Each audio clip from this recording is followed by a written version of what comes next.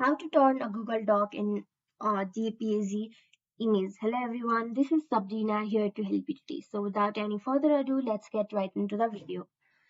So first, what you have to do is go to File and save this doc as a PDF. To do so, go to File, go to Download and select PDF document like this. Now open this PDF, go to a new tab and search for PDF to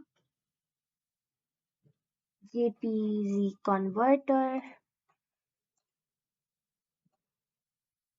You will have to go to a website. Simply go to select from device, select it, open,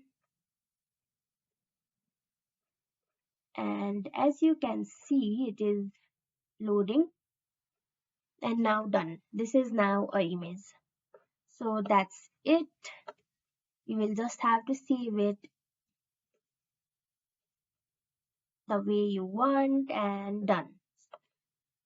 So that's how you do it. Thank you for watching this video. Make sure to like, share and subscribe to our YouTube channel. If you got any question, comment them down and I'll catch you in the next one.